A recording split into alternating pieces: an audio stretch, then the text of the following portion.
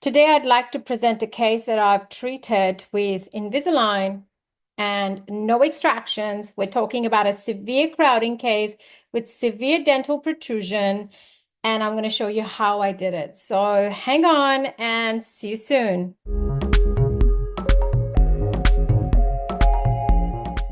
This girl presented with severe crowding, severe protrusion. Another orthodontist actually had diagnosed and planned her for 4 premolar extraction, which I think is not a bad plan either in this case, if she really wanted the protrusion reduced, and I think it's a fair plan. However, the patient did not want extractions and wanted an improvement. That what I really loved about the patient's facial aesthetics was this slight bimax protrusion. And I actually think it really suited her face, being an Asian patient. We discussed the possibility of doing this non-extraction simply using interproximal reduction or stripping and some expansion to gain space. So the patient's features are here. She's class 1, she's an adult, she's got coincident midline, she's got overjet of 3 mils, she's got bimax dentoalveolar protrusion. She's got anterior open bite, or an edge-to-edge bite, and she's got severe crowding. We can see the butterfly incisors. We can see how rotated they are.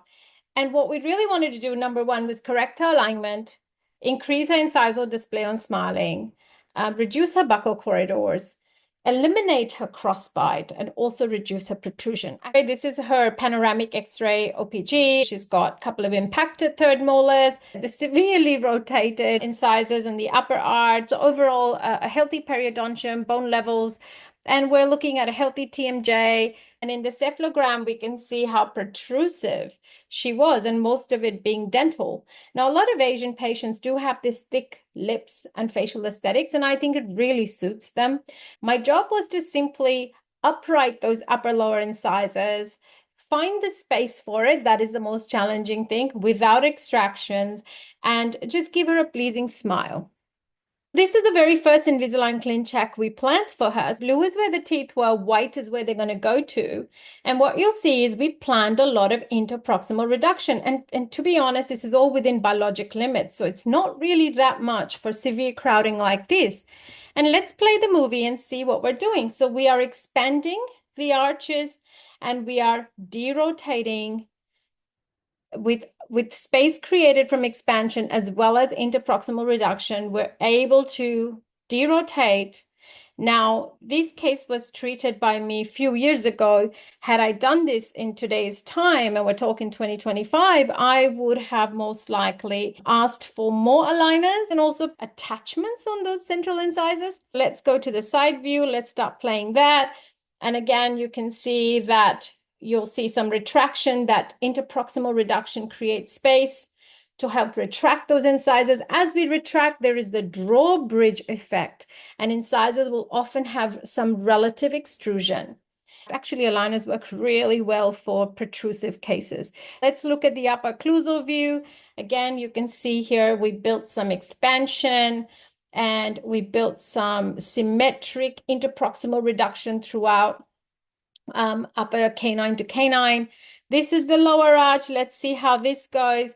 So we're now going to just coordinate it to the shape of the upper arch, and we are now just finding space with the interproximal reduction. So we're 8 months in treatment, and I'm very glad because patients starting to feel happy. We've not only increased her overbite slightly, we've increased a bit of that incisal display on smiling. We still have really rotated centrals though, isn't it? So time for refinement, actually. And refinements are almost always needed in most cases. Don't be afraid of refinements. In fact, the more refinements you do, I think the better the results you get. We're now in refinement. Now, remember, interproximal reduction is not an exact technique.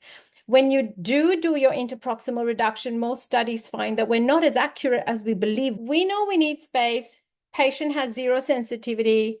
Patients got good enamel health, good enamel thickness on those mesial distal contacts, and we are continuing some more interproximal reduction. However, patient had no sensitivity, was still within enamel. All of this interproximal reduction, by the way, is always done in our practice as much by hand as possible or a slow device, and also without anesthetic. So we really understand that there has been no enamel damage. We also want to add this time, patient didn't want anterior attachments and we wanted some attachments. So we decided to put them on the palatal surface. In my opinion, they do not work really well when it's palatal of those central incisors. The attachments are in those concavities. I just find the aligner is not able to exert its force like it would on the labial surface. So again, you see the whole thing is about retraction of incisors, and we see the same thing here. And the good thing is the lower is starting to really align. We've got some good alignment in our second set. You can see they're pretty straightforward. We're 16 months in treatment, patients looking quite nice. We've now got some overbite. We've got nice arch symmetry. We've got class 1 canines and molars. And we are starting to look really good, aren't we? So, overall, I'm happy. We still got to continue on. We're not fully there. So this is refinement number 2. We need a little bit more space. We just need a bit more space. So what we're going to do, we're going to do interproximal reduction a little bit more. And this is a case where the wider the teeth, the more I'm able to do interproximal reduction beyond the biologic published limits. The biologic published limits are generally 0.5 millimeter per contact. You could take off a little bit more on rounded teeth like premolars, canines. We're 22 months in treatment.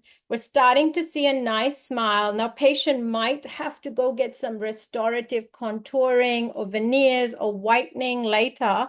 But for now, orthodontically, I think it's looking very good. We're final 25 months in treatment.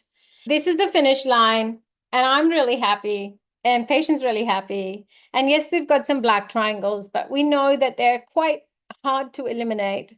We could somehow reduce them, but what do we have? The only thing that we have is interproximal reduction when it comes to orthodontics. Here we are. So this is your before and after. So showing you how the patient had some whitening at the end as well. So they're really, really feeling happy. This is her smile shot. Let's look at the profile now. Now her profile stayed pretty much similar. We were never going to be able to reduce her profile convexity without extractions. And here is her before and after intraoral photo, looking beautiful, looking really nice. We've got overbite, overjet, class 1 ideal occlusion, midline. Thank you for watching this video. If you really enjoyed it, hit the like, subscribe, or comment button, and I'd be sure to get back to you. I'd love to make more content like this. I want to know what it is that you want to know more about. Write the comment, let me know what you think, and I look forward to our next video together. See you soon. Bye.